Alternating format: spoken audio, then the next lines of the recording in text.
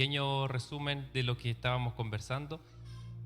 El título del mensaje es El Señor es nuestro bien. Esta es la parte 2.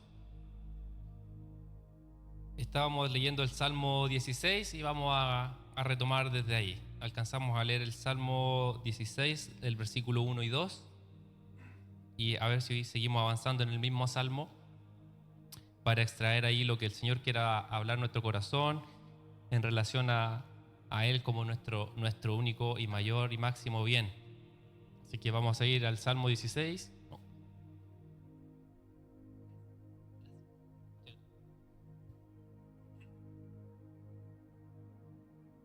Salmo 16.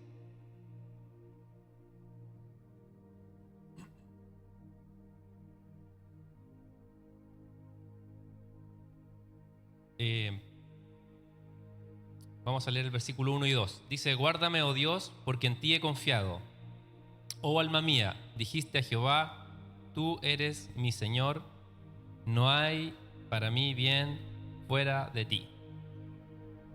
Entonces estuvimos viendo esta declaración profunda del salmista David, quien a pesar de sus éxitos, ¿verdad?, de sus posesiones y de todo lo que eran bienes materiales y de todo tipo, él podía emitir esta declaración de decirle a Dios que en realidad no hay ningún otro bien fuera de Dios. Y analizamos también el Salmo 73, donde nos complementa otro salmista que indica una declaración similar, ¿verdad? No sé si se acuerda usted después de un análisis que hace el salmista y dice cómo a los impíos, a los corruptos les va bien.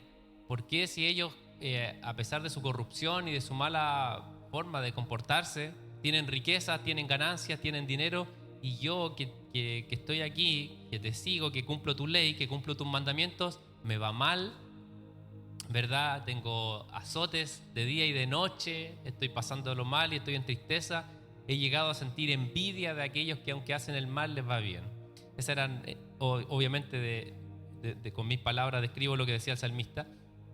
De eso se trata el Salmo 73, pero después dice, hace un cambio, no me acuerdo el versículo específico, creo que el versículo 12 dice, hace un cambio y dice: pero entrando en el santuario tú me has hecho comprender la finalidad de ellos. Y empieza a describir que la finalidad de los impíos, aunque en la tierra pueda irles bien, aunque puedan tener bienes materiales, su finalidad era la muerte, era en el fondo, ¿verdad?, la perdición. Sin embargo, él dice: pero a los rectos, a los íntegros, nosotros estaremos en ti, en el cielo.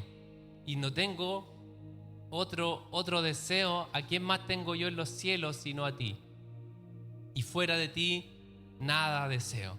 Entonces, como en el santuario, como ese lugar de búsqueda, como el lugar de intimidad, como el lugar de conocimiento de Dios, nos es revelado esa mayor porción, ese bien superior que es Cristo el Señor, que es nuestro Dios, que es nuestro amado Dios.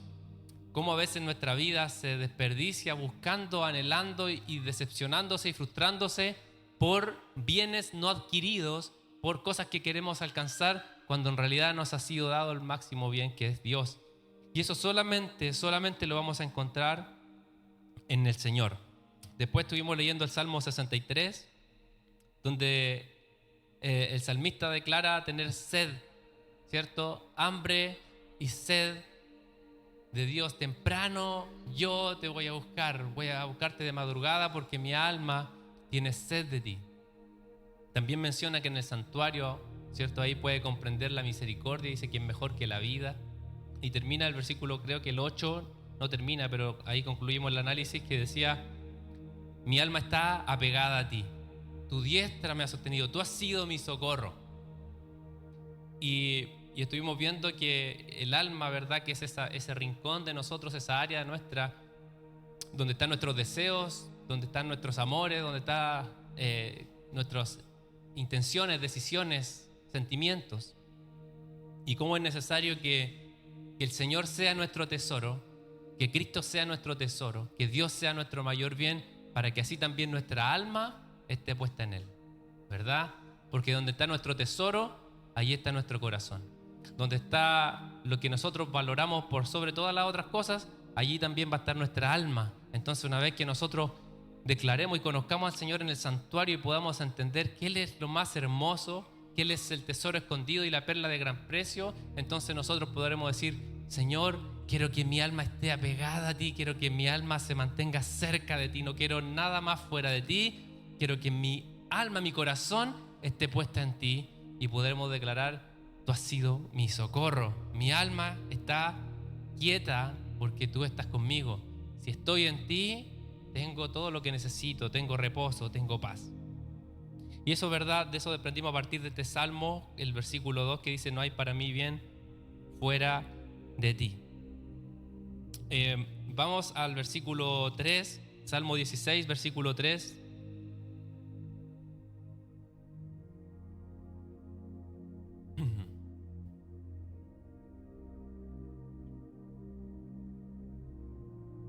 Aunque antes voy a darme una vuelta antes de llegar ahí.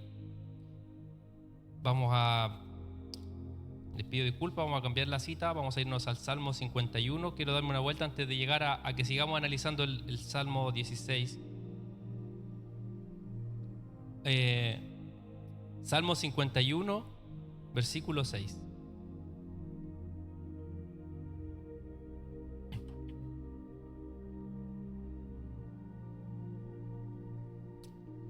Para seguir con la misma idea que estamos hablando recién, acerca de este lugar de cercanía con Dios, de búsqueda y de santuario. Salmo 51, 6 dice: he aquí, tú amas la verdad en lo íntimo, y en lo secreto me has hecho comprender sabiduría. Tú amas la verdad en lo íntimo, y en lo secreto me has hecho comprender sabiduría. Una de las cosas que ocurre cuando nosotros entramos a este lugar de encuentro con Dios, que el salmista lo describe como el santuario, y el santuario hace referencia a este lugar del tabernáculo, el lugar de encuentro espiritual con Dios, de encuentro cara a cara con Dios. Y una de las cosas que ocurre en ese lugar es que también en nosotros empezamos a experimentar los amores que tiene el Señor. Empezamos a entender lo que Dios ama y también lo que Dios aborrece. Empieza en nosotros a haber un entendimiento mayor acerca de Dios, de quién es Dios, cómo se comporta Dios. Cuando va a ocurrir en nuestra vida personal que de pronto nos vamos a encontrar en el lugar secreto y nos vamos a dar cuenta que estábamos buscando y que estábamos persiguiendo cosas que en realidad a Dios no le agradaban. Van a ser instancias de arrepentimiento donde vamos a comprender y vamos a decir: mi vida estaba enfocada en conseguir ciertas cosas, o mi vida, el comportamiento que tenía, las actitudes, la forma de vida que tenía era de esta forma, y nos vamos a encontrar con Dios, con su santidad, con su pureza, con su rectitud, con su perfección, y vamos a decir: Señor, esto lo quiero abandonar. Pero también nos vamos a encontrar con cosas que Dios ama.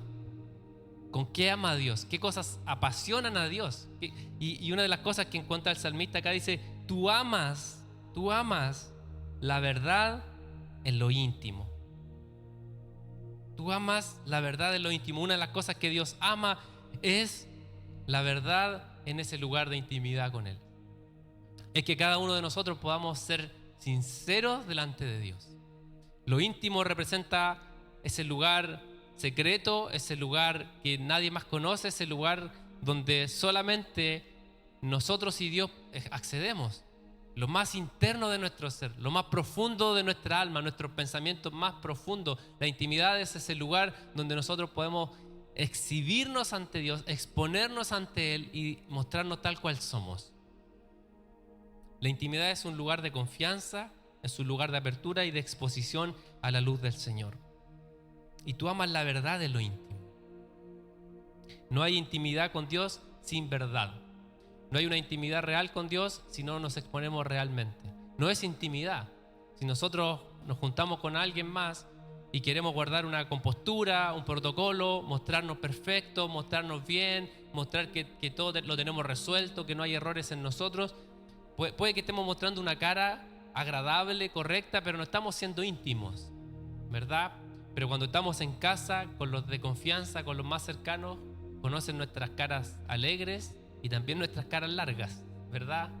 Conocen quiénes somos, conocen las cosas que nos irritan, conocen cuando estamos enojados, cuando estamos felices, cuando de pronto tenemos actitudes erróneas, cuando nos equivocamos, pensamientos profundos que tal vez no le manifestamos a otras personas, sí lo manifestamos en la intimidad de la familia o del esposo con la esposa. El plano de la intimidad del esposo con la esposa, el secreto que hay entre el esposo y la esposa, las confesiones, los pensamientos, las frustraciones, cosas que no le podemos manifestar a nadie más. Me aflige esto. Lágrimas tal vez que se han derramado entre el esposo y la esposa, porque es la persona con la que más se confía, con la persona que más, ¿cierto?, hay esa confianza de que va a haber una voz o un abrazo o una recomendación o simplemente un oír y que eso va a quedar allí. Eso es verdad en lo íntimo. Es cuando somos capaces de exponernos delante de Dios, cuando somos capaces de exponernos a su presencia y a su santidad y decir, esto es lo que soy delante de ti, Dios. Y saben que Dios ama eso. Dios ama eso. A diferencia de nuestra forma a veces de acercarnos a Dios, que es como que tenemos que venir demasiado perfectos para poder ir a orar a Dios. No quiero ir a orar porque me siento que no lo merezco, siento que no puedo ir a su presencia, siento que no puedo arrodillarme o levantar mis manos delante de Él porque mi condición no lo amerita.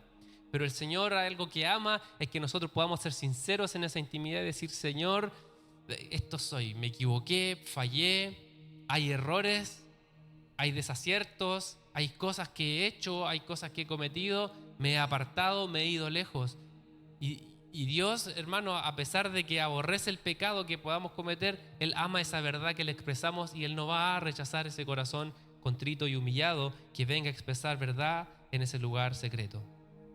Y después dice, y en lo secreto me has hecho comprender sabiduría, ¿verdad? Lo íntimo, en lo secreto, en ese lugar de confianza con Dios, en ese lugar donde usted se encuentra solas con Él, es el lugar donde usted se arrodilla o se sienta o como quiera físicamente estar, pero a solas con Dios. Momentos de oración, momentos de clamor, de llanto, de aflicción, pero a solas con Dios. En ese lugar el Señor nos hace comprender sabiduría. No voy a explayarme más acerca de la sabiduría, pero solamente resumirlo aquí, la sabiduría es el temor al Señor y tiene que ver con nuestra vida de santidad y de integridad. En ese lugar es donde el Señor nos va a revelar cómo vivir conforme a su voluntad. Vamos a ir al libro de Cantares.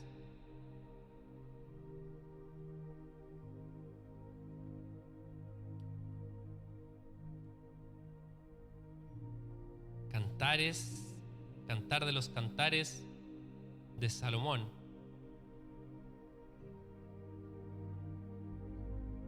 Cantares capítulo 1.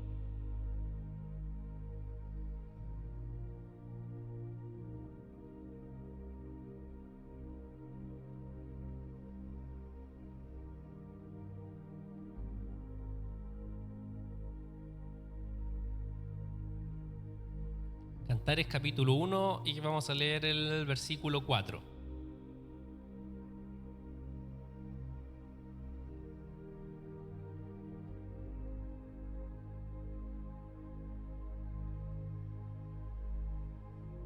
Vamos entonces a Cantares 1:4, dice, atráeme, en pos de ti correremos.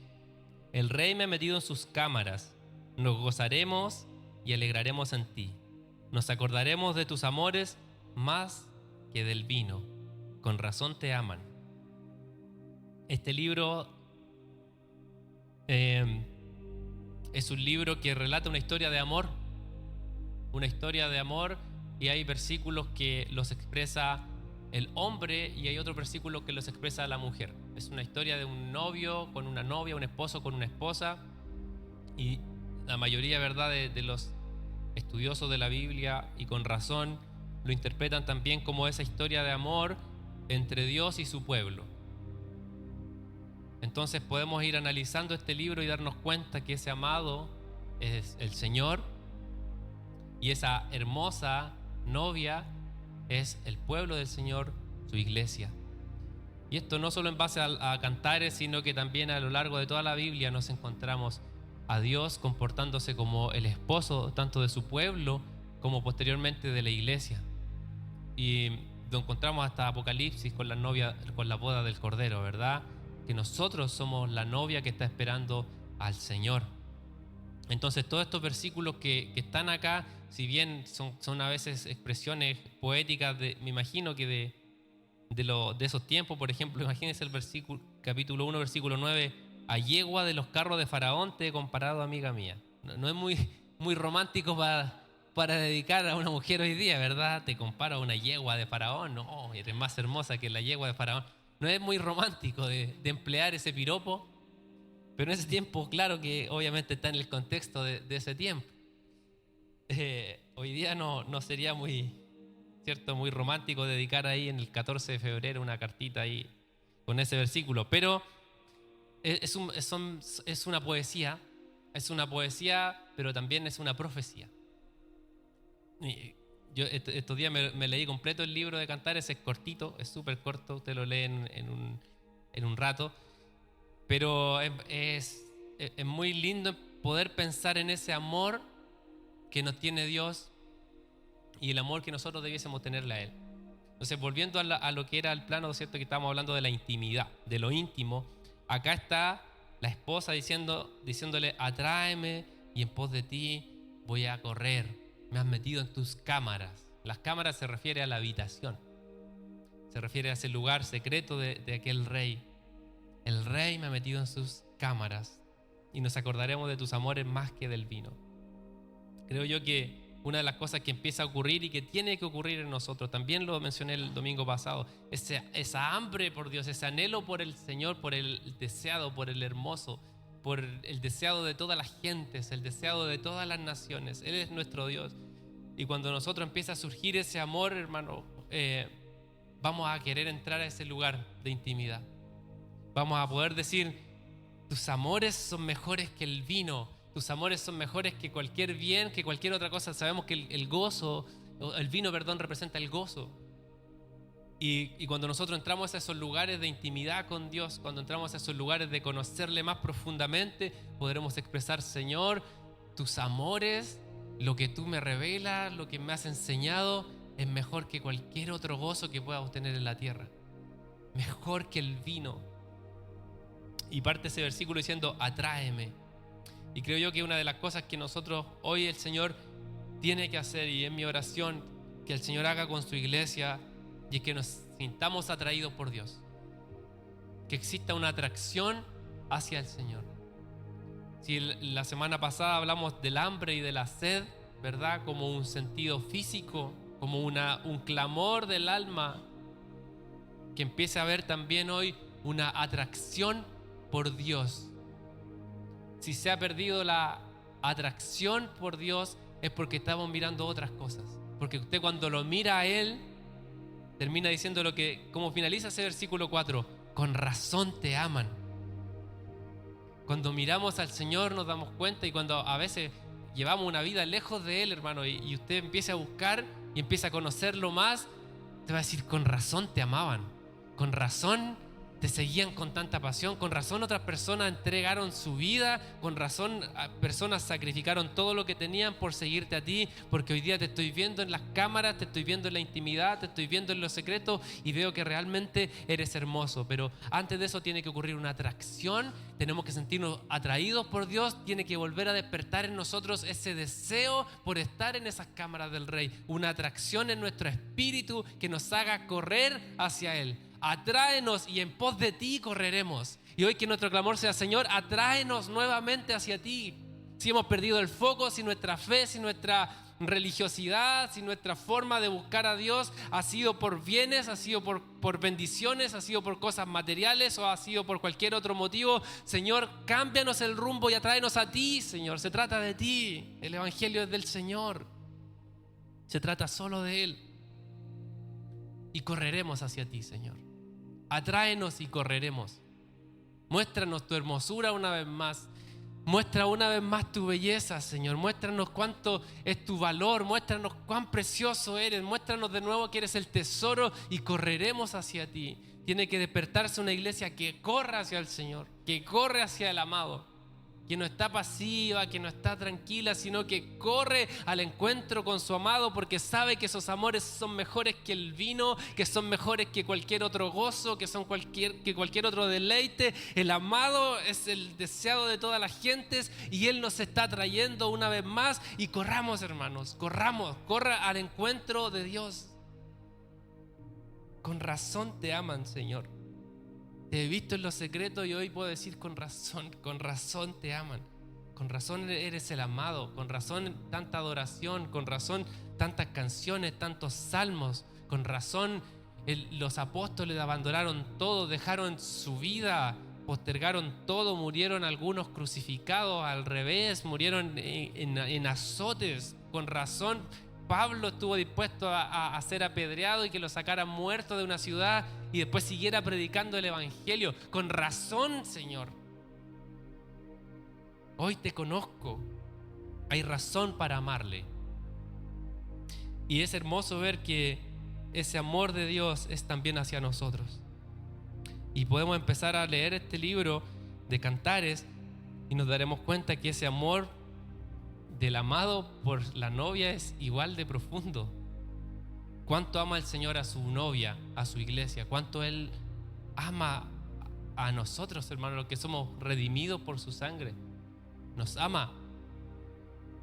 Por eso que tenemos que nosotros tener un respeto profundo por la iglesia de Cristo. Cuidado cuando hablamos mal de la iglesia. Cuidado cuando amamos mal de la iglesia, porque hablamos mal de aquella novia que el esposo celoso ama. Aquel cuerpo por el que el amado dejó todo y murió y se derramó por una iglesia que nosotros muchas veces juzgamos y criticamos.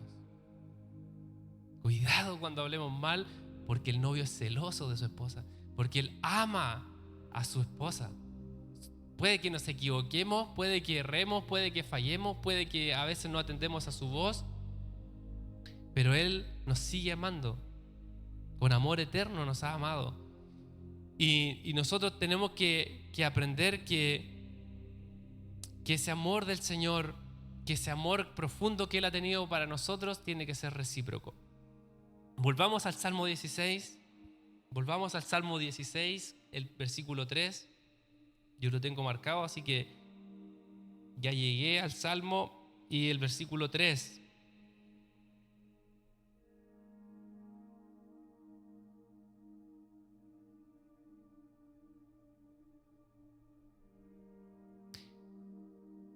Salmo 16, 3. Dice: para los santos que están en la tierra y para los íntegros es toda mi complacencia. Se multiplicarán los dolores de aquellos que sirven diligentes a otro Dios. No ofreceré yo sus libaciones de sangre, ni en mis labios tomaré sus nombres. Para los santos que están en la tierra es toda mi complacencia, dice el salmista. Y lo que decíamos recién, cuando entramos a conocer a Dios, empezamos a amar lo que Él ama. Y el salmista dice, mi complacencia, dice, primero, ¿cierto? Leímos que él dice, no hay bien fuera de ti. O sea, ese es mi máximo bien. El siguiente versículo dice, y mi complacencia está con los íntegros y con los santos de toda la tierra. Entonces, si bien su máximo bien es Dios, la complacencia, el placer, el amor del salmista se volvió también hacia los santos y a los íntegros de toda la tierra. La iglesia de Cristo. Será inevitable que cuando nosotros entremos a ese lugar de la verdad en lo íntimo, cuando exploremos las hermosuras del amado, cuando conozcamos lo que Él ama, es imposible que no surja en nosotros un amor por su iglesia. Y yo sé que yo todavía no estoy preparado para predicar de eso que el Señor ha hablado tanto a mi corazón, pero ¿qué es realmente la iglesia? Pero sí sé que el Señor nos ama mucho y que tiene que desaparecer en nosotros el concepto de iglesia que nosotros muchas veces tenemos de iglesia. O sea, y yo creo que tal vez lo he mencionado antes, que a veces cerramos los ojos y se me dicen iglesia, quizás se nos va a venir esto acá, la congregación, la denominación, el pastor, los líderes, los hermanos. Es mucho más profundo que eso la iglesia, es el cuerpo de Dios, son los redimidos, es el alma de cada uno de los que estamos acá, es el alma de todos los que han sido redimidos y que son santos y que son íntegros, que están sobre la tierra.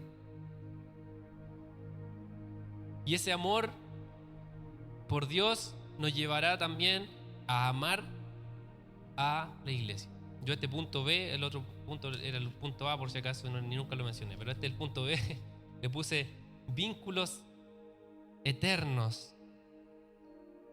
Porque cuando empezamos a tener este conocimiento, esta revelación más profunda de Dios, hermanos, va a surgir en nosotros vínculos con las cosas que Dios ama. Tenemos que establecer vínculos con la iglesia de Cristo. No podemos amar a Dios y odiar a su iglesia. No podemos amar a Dios y odiar su cuerpo, ¿verdad? Cuando el Señor se le aparece a Pablo, le dice: ¿por qué me estás persiguiendo? Y dice: yo no te persigo a ti, yo persigo a la iglesia. Me estás persiguiendo a mí, ¿verdad? ¿Por qué me persigues? Y Pablo nunca persiguió a Cristo, nunca persiguió a Dios, nunca persiguió al Mesías, él persiguió a la iglesia. Pero el Señor, cuando se le aparece, le dice: me estás persiguiendo a mí. El daño que estás haciendo cuando apedrearon a Esteban, cuando los mataron, cuando cada una de esas cosas que a los que encerraste, me estabas encerrando a mí, me estabas dañando a mí. También el Señor dice que cuando nosotros tenemos compasión de alguien, ¿verdad?, de una persona con necesidad, dice: cada vez que le ofreciste algo a un huérfano, cada vez que ofreciste una ayuda, cada vez que extendiste tu mano, eso lo estás haciendo también conmigo. Me estás teniendo compasión a mí, me estás sanando a mí, estás vendando mis heridas. Entonces, el Señor, ¿cómo siente ese apego del Cantar de los Cantares con su novia al punto de que se sintió ofendido con Pablo, perseguido él, cuando Pablo estaba persiguiendo a personas que son falibles, personas con errores, personas que también se equivocaban, pero eran la iglesia de Cristo, eran los santos que están en la tierra, los íntegros, escogidos por Dios. Usted y yo somos escogidos por Dios, hemos sido santificados por Dios y valemos el precio de su sangre. Y eso tiene que ser revelado a nosotros. El que está a nuestro lado, que la iglesia de Cristo, el que ha sido santo, el que ha sido redimido, nos podemos equivocar, hermano. Podemos fallar y así ha sido. Nos equivocamos en nuestra vida, pero en nuestro interior somos parte, en nuestro espíritu somos parte de una iglesia que el Señor ama. Por eso que tiene que empezar a existir en nosotros sí o sí una vinculación con aquellos que el Señor ama. Porque dice: con ellos está mi complacencia. ¿Qué es la complacencia? Es deleite, es placer, es amor, me da gusto. Mi complacencia es para con ellos. Si algo me complazco es estar con el pueblo santo, íntegro. ¿Con quién está nuestra complacencia hoy? ¿Con quién se complace hoy día usted? ¿Con quién le da placer juntarse? ¿Con quién le da placer y complacencia compartir? ¿Qué cosas le da complacencia escuchar? ¿Qué cosas le dan placer a sus oídos hoy? A sus ojos, a su vista. ¿Qué cosas le dan complacencia? ¿Dónde está hoy su tesoro, hermano? Porque a veces nos dan complacencia a un montón de otras cosas de la tierra. Nos da placer y nos divierte más que nos juntamos con personas, ¿verdad?, que no agradan al Señor. Y yo no digo que no nos podemos juntar con nadie, que somos el club secreto, que no nos juntamos con nadie. No, para nada, no estoy diciendo eso.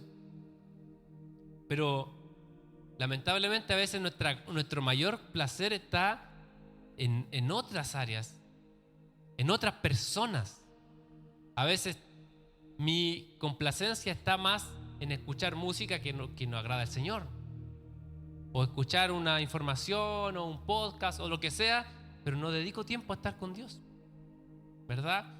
Entonces, cuando nosotros amamos al Señor, cuando entramos en la intimidad, y esto Por eso esto puede sonar como a religiosidad, puede sonar como a legalismo, hermano, pero no lo digo desde el legalismo. No estoy diciendo no escuches música mundana o no te juntes con... No. Es que cuando nuestro espíritu, hermano, de verdad les es revelado aquel hermoso Dios que es mejor que el vino, entonces sí va a surgir de nuestro espíritu el deseo de estar con Él y de estar con aquellos que comparten la misma visión, que están en armonía con el amor hacia Dios, hermano. Sí o sí va a surgir eso.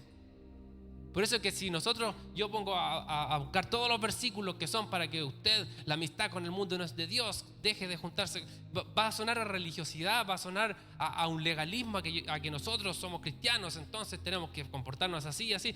Pero todo parte, hermano, por amar al Señor, que nos revele su amor, que se nos revele el más valioso, el tesoro más hermoso. Y cuando entramos en esa intimidad, va a surgir posterior, ¿verdad?, a que Él dijo, no hay bien fuera de ti, va a surgir mi complacencia, mi placer, es estar con los santos, es estar con los íntegros, es escuchar a los íntegros, es poder escuchar lo que alguien tiene para decirme, que me va a alinear con esta visión que tengo de amor al Señor, de amor a mi Dios, de amor al Rey que me ha hecho entrar en sus cámaras. Entonces surge algo espontáneo en nosotros, que es pertenecer y permanecer en esta unidad en la que nos unió el Señor. No es religión, no es sectarismo, simplemente surge en nosotros el deseo de alimentarnos y nutrirnos de aquellos que nos van a guiar y que nos van a acercar al Señor con la misma visión y con la misma armonía que estamos recibiendo en el lugar de la intimidad. Cristo estableció una unicidad con su iglesia que no podemos negar y no podemos separar. Por eso que hay mucha gente que dice, no, yo creo en Dios, sigo a Dios, pero no voy a la iglesia, no quiero nada con la iglesia. Eso no tiene coherencia, hermano. De nuestra lógica puede que sí. En nuestra lógica puede que sí, porque hemos visto cosas malas, porque no me agrada, porque etcétera. Pero espiritualmente no tiene sentido. Espiritualmente no tiene sentido. Cuando entendemos el amor que Dios tiene por su iglesia, no nos atreveríamos jamás a decir eso. Porque cuando amamos a Dios, también amamos lo que Él ama. Y empezamos a odiar lo que Él odia. Después dice, versículo 4, se multiplicarán los dolores de aquellos que sirven diligente a otro Dios. No ofreceré sus libaciones de sangre, ¿verdad? Esos son sacrificios de sangre que normalmente hacían los idólatras. A sus dioses se entregaban sacrificios y como ofrendas. Sacrificios de sangre, incluso muchas veces vidas humanas. Ni en mis labios tomaré sus nombres. Es decir que el versículo 3, ¿dónde está mi amor? Versículo 4, ¿dónde están mis odios? Dios ama y también odia. Oh, pero si Dios es Dios de amor, no, Dios también aborrece el mal. Aborrece el mal. Entonces tiene que venir en nosotros también esto, que es aborrecer el mal. ¿Verdad? Y lo digo de nuevo, no es religiosidad, no es legalismo. Simplemente, hermanos, surge en nosotros una aversión por todo lo que no es Dios, por todo lo que donde no vemos a Dios en ese lugar. Vamos a vivir una vida íntegra, santa, no religiosa, cuando entendamos que todo tiene que ver con lo que Dios desea y anhela. Y eso va a estar en nuestro corazón. Cuando usted a veces se junta mucho con una persona, se nos pegan a veces las palabras, las expresiones, ¿verdad? Los dichos. Estamos diciendo después, ocupamos los mismos dichos que dice la otra persona, nos empezamos a contagiar. Eso es natural. Y nosotros también nos debiese pasar eso en lo espiritual. Y cuando nos juntamos con Dios, cuando empezamos a relacionarnos con Él, cuando empezamos a entender su amor en lo íntimo, también empieza Dios a contagiarnos de Él, ¿verdad? Usamos sus palabras para defendernos. Lo que hizo Jesús, se defendió, ¿verdad? Él no utilizó, no reprendió al diablo diciendo, oye, escúchame, yo soy el Mesías, el Hijo de Dios, te reprendo ahora, fuera. Usó la palabra de Dios. Entonces cuando nosotros nos apegamos al Señor, amamos su palabra empieza a ser nuestro lenguaje, sus palabras empiezan a ser lo que nosotros empleamos como dirección, como norma, como premisa, su consejo. Leímos también algo el otro día acerca del consejo y después más adelante también está acá en el Salmo 16.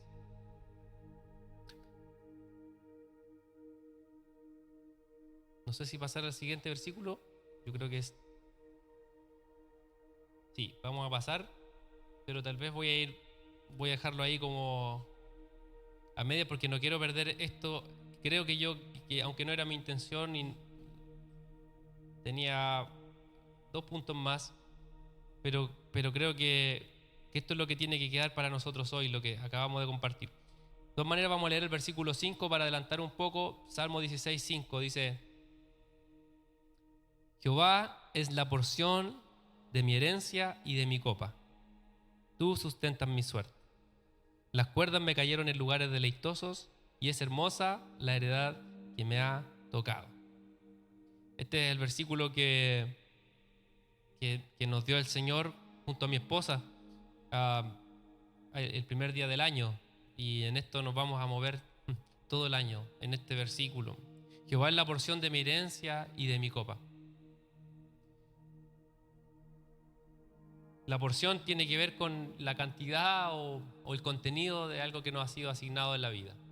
Y que nosotros podamos aumentar, como digo, no voy a profundizar más en esto, solamente para concluir, que podamos avanzar en el entendimiento de que el Señor es nuestra porción, de que Él es lo que debe llenarnos, de que Él es lo que debe saciar nuestro corazón.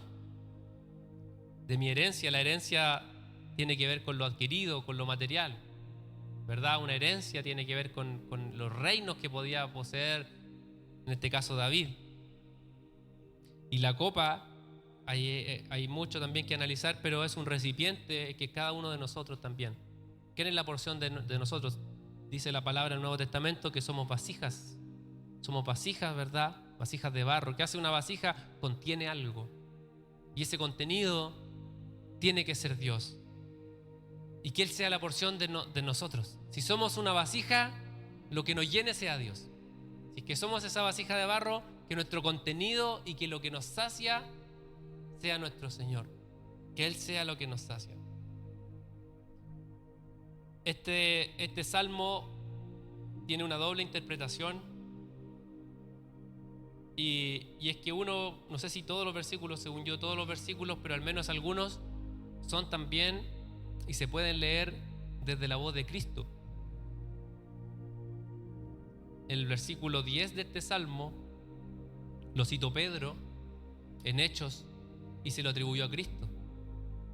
Dice: porque no dejarás mi alma en el Seol, ni permitirás que tu santo vea corrupción. Y en Hechos 2, Pedro está atribuyendo que ese salmo y que esos versículos los dijo Jesús. O sea, son palabras de Cristo. Eso quizás da para otro tema de análisis. Pero si vemos este versículo, estos salmos, o este salmo quiero decir, también como las palabras de Dios, podríamos decir que el versículo 6 que dice: las cuerdas me cayeron en lugares deleitosos y es hermosa la heredad que me ha tocado.